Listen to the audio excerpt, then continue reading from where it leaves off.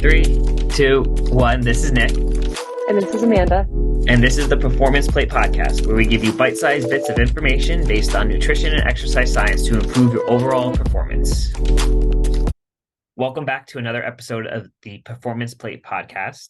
Amanda and I have a fun topic this time around, and it's called hip impingement. So Amanda, I'm going to ask you, do you know what hip impingement is? Have you heard of hip impingement before?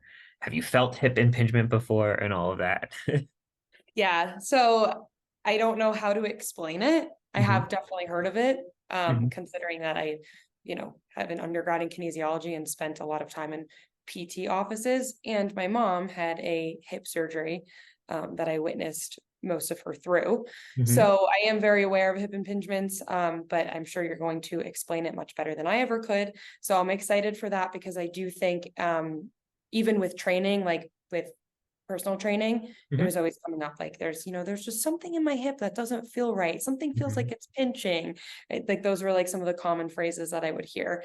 I think I've even come to you because I've said similar things about my hip, like something just feels a little bit off in there. Yes. So yeah, definitely somewhat familiar with it. Can I explain it in the way that you can? No, but that's why we're here.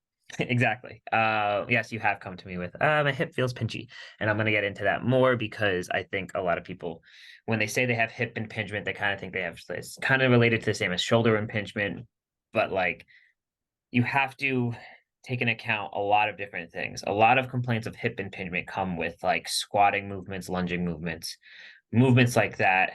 You rarely feel the pinchiness. You can feel it with running too, but it's like more if you're running uphill or walking uphill. Anything that involves a lot of like hip flexion or moving the knee closer to the chest type movements, you kind of feel that pinchiness, which you remember being on the table and I was like, does this hurt? And you're like, yes. And I was like, okay. So yeah, there are like formational things with the acetabulum and the femur. So the femur is that long leg bone of the joint. Wow. The long bone of the leg joint is the femur. And then inside the femur, inside the acetabulum, the femur sits. So that's kind of how those work. And then you get these two things that come with femoral acetabular impingement. So wait, just back it up really quick because I think this was always a helpful explanation. It's a ball and socket joint. Yes. So The ball of the femur is yes. the ball of the femur, which is the head of the femur, sits inside the acetabulum, which is part of your hip. So we call it femoral acetabular impingement. That's the fancy word for hip impingement. Yes, it's a ball and socket joint. And what happens is you can get two type of lesions, cam and pincer type. You can get a combo of cam and pincer. To keep them really simple, cam means there's a morphology or something changing shape of the actual femur. So the femoral head is shaped a little bit differently, maybe it's a little bit bigger, maybe it's a little bit smaller. Pincer type is something wrong or morphology on the acetabulum. Okay. So you can get cam and pincer. Some people say you can get pincer, but the pincer digging into the femoral head creates a cam lesion as well, because when bone on bone contacts each other, you get a bone building effect or osteoblastic effect. Okay. So you can get those two things. Now, there's ways to diagnose that where we do our provocative tests. People come in with it's called the C sign, where they like put literally cup their hand like a C and put it over their hip. It's like it hurts somewhere over here. We can do our tests like Fader and Faber and do other tests. There's imaging tests you can do to see if that helps as well. So that's pretty much what hip impingement is in a nutshell. However, we can really get into, do you actually have hip impingement? Yes. Well, I was going to ask you too, even about the whole bone on bone thing. How much is there? Is there actually bone hitting bone? Can be. So it can. It depends. A lot depends on the way. That's why it's like a morphology. A lot depends on the way your body is built. Okay. So they can see in an X-ray, like, oh, like, like depending on the position, like, look, you have smaller space here, all of those different things. So you can actually get the bone hitting the bone. Sometimes it's not that though. And that's what, like you were saying, like, is it actually? Yes and no. We don't always know for sure, but if you see there's like a lesion there and then like a bone buildup on one side of the femur or the acetabulum, it's probably something hitting itself. Okay. Is that And the that's why someone experiences pain, because there should be this protective kind of like capsule over it should the clear. When you go yeah. into a squat, it should clear. So you should not have your femur should not hit the top of the acetabulum Mhm. when you bend down. So, but we're going to go down into that rabbit hole of what you said. Well, that's probably why they're experiencing pain. No. Mhm. Could be. There's Okay. there is a yes and there is a no. You know, there could be something that is experiencing pain from that specifically, like those morphologies, or you Mhm. could say you have hip impingement syndrome, we'll say, and still get an imaging done, and it'd be like, well, there's nothing wrong with your hip. Okay. So then it Does that comes down happen to, commonly? yeah. And what happens is it's like, why is that happening then? Could be a muscle timing thing, a muscle efficiency thing, which you hear me talk about with you all the time, um, and how it kind of plays off each other, you know? So what you have to think about is why, when are you feeling it and with what? We can, the best is because we can use you for an example because you just went through this. Mhm. So what did we work on for you when we were talking about like, oh, you're like, oh, I think I feel this pinchy sensation when I squat. Yeah. So what was happening was every time I would squat, it felt like I couldn't go any further. Mm-hmm. There was something uncomfortable happening, especially when I loaded my squats. Like even if I was able to push the weight with great form, like I was feeling this pinching when I got to a certain point. So that's why I came to you. Yep. Um, what I basically gathered from you, what you gave me exercises to strengthen Mm-hmm. my muscles Mm-hmm. around the area. So Yeah. like because I wasn't doing lateral movements. Mm-hmm. So everything was in the Classic. sagittal plane. Yeah. I was, front lunges, squats, like I Mm-hmm. wasn't moving laterally at all. So I started adding in side lunges, clamshells, crab walks, Mm-hmm. and I haven't felt pain in a while. So and like when you would when you would take my leg, you'd have me press up, Mm-hmm. and it was hard for me to do because even though I had all this strength in like my quads, my hamstrings, like my abductors Mm-hmm. were weak, essentially, right? Not a week per se because it's just a break test, but not as efficient. Yes. So Not I as efficient. yeah. Okay. So Okay. I hate using her term weak for that reason because people are like, I'm Yeah. not weak. And I'm like, that is true because no, you're not weak because I deal with people that Right. lift 500, 600 pounds often. You're not weak. It's Yeah. just what's the muscle doing at a right time? Is it being Yes. efficient? Is it fatiguing too fast? What's happening? The other aspect is like, are you even touching other movements like you? Mhm.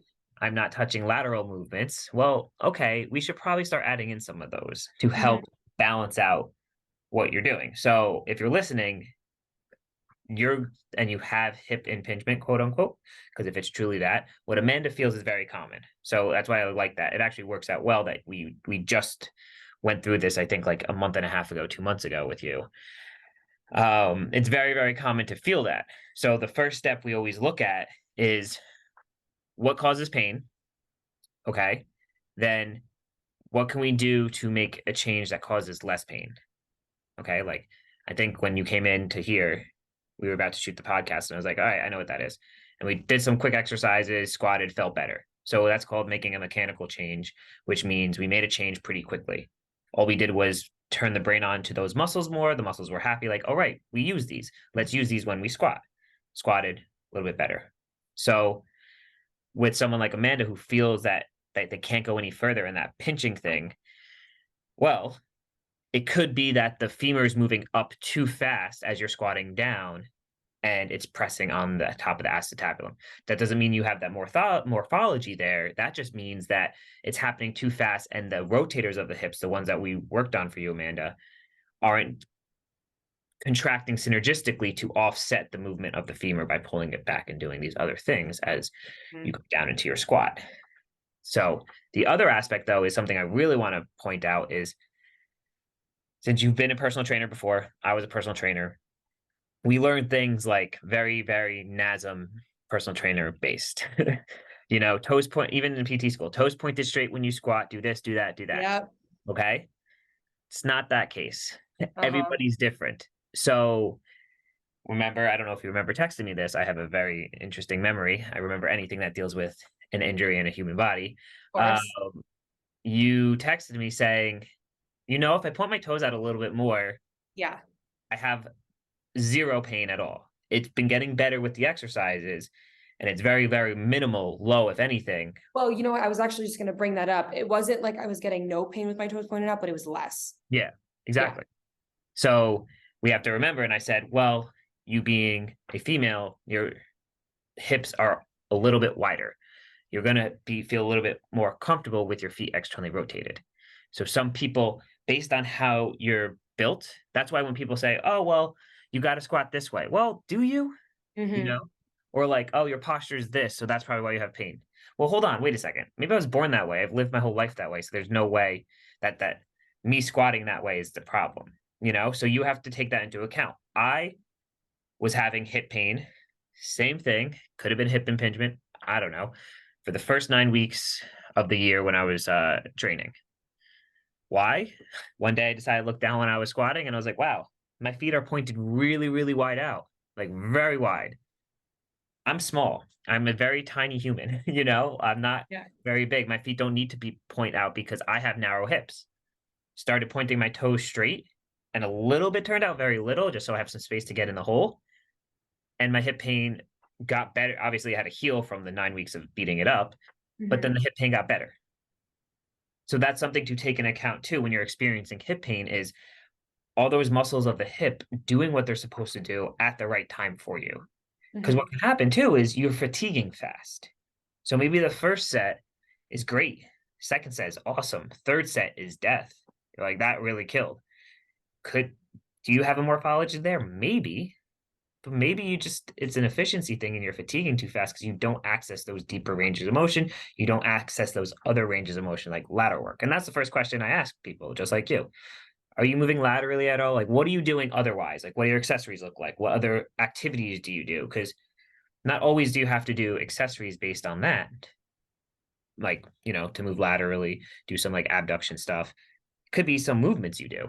Like, you could just do another sport that causes you to do that and you'll be good, Mm-hmm.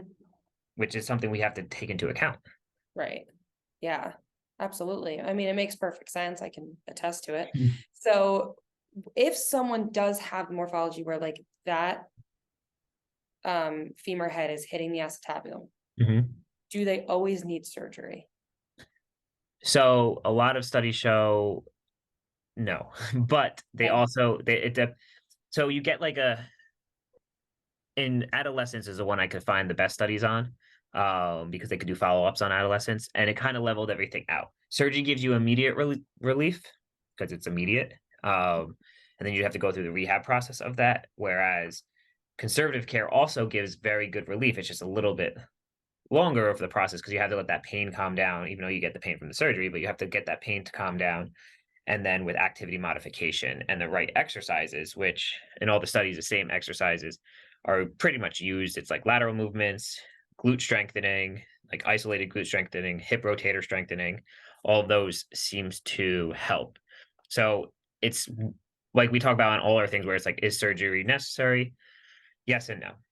Yeah, of Sometimes course. it's really bad where like you see the pincer lesion like digging into the femoral head and like taking chunks out of the femoral head. Well, I mean, that's kind of bad. You know what I mean? That's pretty rough, or the neck of the femur. So that's probably indicated.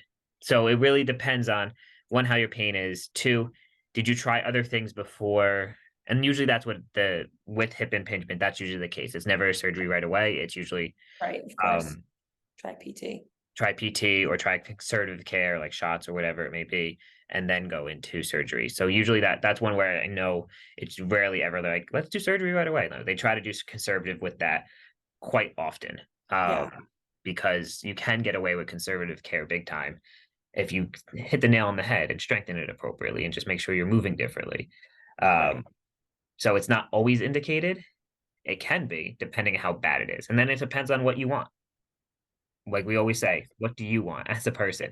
Right. Um, Talked to someone yesterday about like a shoulder labrum repair.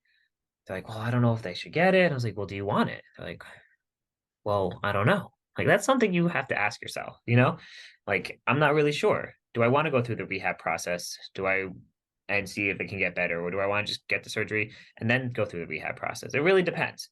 But like I said, there's a lot of studies showing out that um there's no difference between the two of them, surgery and non-surgery. It's just where's the relief and when does it start? Okay. Because with proper modifications and stuff, you can get away with, and strengthening, you can get away with it. But if there's truly like a really bad morphology, like a change in the joint, then the surgery is most likely indicated at that point. Gotcha. Okay. So do you, I mean, you work with a lot of athletes, so do you Mhm. commonly see this in athletes? Yes. But the question is how I first we address what they're doing. Always. What are you doing? Let's see why. Secondly, we Well, address I'm not even talking like morphologies yeah, type yeah.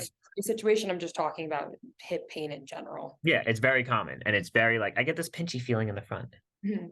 And like a lot of people, they'll say, not like yours where you couldn't go any further. Theirs will be Mhm. like, well, it hurts getting out of the hole, like if they're squatting, or it hurts Mhm. when I'm getting up from a chair, you know? So that could be something different. Could Mhm. be similar, but it could be also something different. That's something not pulling back enough and being as efficient as it can be for you. So it's very common to see. I'd say I hear it quite often from people. They're like, oh, my hip's pinching in the front.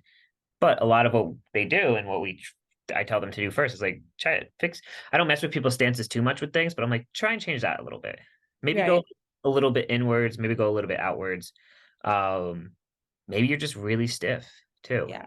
You know, like maybe you haven't accessed a deep squat in a long time. And that could have been the case for you too. We stopped squatting for a while, Yeah. like because of nutritional aspects and trying to get all that in check, but you stopped squatting for a while. And then when we started loading, you may have loaded too fast too soon. Yes. Yeah. No, that definitely could have been it. I remember when I finally got the green light to strength train again, and I was like, yay, Yeah, let's go. Like, exactly. and I was like, wow, I can't do nearly as much as I used to do. So it Mhm, definitely could have had something to do with it. My first thought was like, I'm always externally rotating mhm. my hip Yeah, because I'm sitting cross-legged. When I sleep face down on my bed. So I sleep with my one leg up. Like I was thinking that maybe had something to do with it. Does it ever? Or it can, but it's rare yeah, because that's the same thing when you talk to when we did our posture thing. It's a glimpse, you right. know, because it's also you can like it's looking at someone's posture or doing something when they sleep. Can that be? Sure, maybe, but there's so many other ways that it can be affecting it. Mhm. For example, we just said that you're like, wait, that's right. I forgot I wasn't strength training for so long. And then I started strength training. Not that you didn't work yourself up correctly, but it's still the fact of loading the bar on your back and that movement pattern has not been Right. accessed in a long time. Right. So I'm sure if we never even touched your foot position and just worked only on the rotators, as you went into that range more and more, the pain would have gotten less anyway. But we can also make it more enjoyable for you. So by Right. moving our feet a little bit wider or turning them out a little bit more. But yeah, to Definitely. answer your question, there's not always, we can't always correlate what we do throughout the day as being a reason for the pain. I kind of rarely ever look at that when people are like, oh, well, I do this. I'm like, yeah. And you remember me saying, I was like, I doubt that. Yeah, I remember you kind of like disregarding it. I was like, okay, I guess that's not it. It's the same with when someone's like, "Oh, my knee hurts probably because of weather today." I'm like, let's go through a whole checklist of things, and then if none of those are yes, then we can say weather. Okay, can we do a podcast on barometric pressure and joints? Yes, we can. Okay. It actually is really cool, but we can do I, that. I would But love to do that. I never attribute it to that because sometimes there is something else. Like I always will like to go through a checkpoint with checklist of things with people. Tell me about your day yesterday. Tell me about the day 2 days before. What'd you do? All these things before we're like, hey, it's weather. Mhm. So I don't attribute things like that. Like same with like, okay, before we go into sleeping, because guess what? If I tell you you're never allowed to sleep on your stomach with your leg up again, are you gonna listen to me? How do you know? For 6 hours of your day, you're gonna fall asleep in one position. How do you know you're not gonna wake up there? That's true. How I am think that how it's how am I gonna tell you to fix that? What are you gonna tape your yeah, leg down onto the bed? It's unrealistic. If you want to do that, more power to you, but that's very unrealistic, let's be honest. yeah. So certain things I'm like, I don't think so. You know, unless you have something where this is a different case, unless you have something like me, like I have scoliosis. So like I am actually rotated. because of my scoliosis. I I always am. forget you have scoliosis. Yes, because I'm self-correcting all day long. So when you see me, if I show people my natural posture, like, oh yeah, I can kind of see that. But I'm self-correcting almost all day. But Yeah. I've been doing that since I was very young. So it's almost ingrained in me at this point. Um, but yeah, so I'm a little rotated. So you may look at me and be like, well, you stand like that. Like this is where posture comes into play. It's like, well, look, that foot's a little bit more internally rotated and that one's a little bit extra. It's like, well, yeah, because I have scoliosis. Mhm. Like if you palpate my ribs, my right side of my rib cage is a little bit higher than my left side of my rib cage because of the rotation there. But if someone's going to dig into my rib cage and start trying to mobilize that and get those tissues to be different, like that's going to kill me. That's actually going to do more harm than good because it's going to hurt me because that's not meant to be that way because that was that. I'm Mhm. born that way, Yeah. that's how I grew up. So I really, really go into that stuff last. When you're like, yeah, like I'll listen to it and I'll say, okay, that could be, but let's see, you haven't moved laterally, you haven't done this in a while, we didn't check your foot position. There's so many other things we can try before we address sleep. And maybe I should cross my left leg over my right. Okay, cool. Try it, but I guarantee you will forget to do it. Right. So you know what I mean? Like we can fix it so many other different ways. Um, and it's cool. I mean, like I said, you get a hip impingement from a lot of things, but like, do you truly have? That's what I think we should take away from this is like, do you truly have an actual bone morphology, or are you loading your joints a little bit too fast in a range of motion you're not ready for, and you haven't done much other movements to address hip rotators and abductors, the ones that stabilize you in the transverse plane? Because that's where a lot of if you fail a lift or like struggle with a lift, you'll notice like people's knees will cave. There'll be a lot of twisty, turny stuff going on. That's the stability in that transverse plane that we're talking about that we want people to be stronger in, Mhm. you know? Yeah, definitely. No, it makes perfect sense. Yeah, it's one of the most more straightforward things to work on. And I like I said, I see it countless number of times. Uh Sometimes it's not coming from your hip. I don't want to get down that rabbit hole, but sometimes it's coming from your back. you know? Yeah, um, because I was working with a guy for a long time, and I would do the Faber and Fader test on him. I And remember that. I knew he was coming for his back, but I would do it on him, and he's like, "That provokes my back pain and my hip pain," and I'm like, "Okay, so it's coming from your back, you know." So, and you also did come to me for your back at one point. So, can we say it's chicken or the egg? Like, which one caused which? Maybe not, but Mhm. it could have been both playing into each other, Makes sense. Yeah. right? Yeah. Anytime you have pain, like somewhere in the body, it's not always coming from that area. Mhm. The best teacher I ever, one of the teachers I've had in a while, he just says, "Stop chasing the pain," and I'm like, yeah, like, oh, I have pain in there. Let me just drop an elbow into it. Let me do this. It's like, well, Mm, it's probably not coming from that spot though. I right. met someone yesterday who has having left knee pain for a long time, and I was like, okay, it's your right hip. It's like, what? And I was like, yeah. It's like, oh wow. Like, yes, let's fix that up. We don't always have the pain due to what we feel it as. That's why Mhm. pain's so weird and crazy. Yeah. So, but very straightforward. Amanda, I'm glad your hip's feeling better because that's always a good thing. Me too. Thank We, you. we want that. Now that you're back to squatting and lifting and exercising regularly, um, it's always nice to not have pain when you're doing things. So, if you're listening, the main takeaway is you may have a morphology. If you do, it's okay. It can be helped with conservative care. There is a surgery option for it as well. But I'm a little biased in this answer. I'll be completely honest. I'm always go, what's the worst that can happen with conservative care? You get stronger, you know? Uh, Right.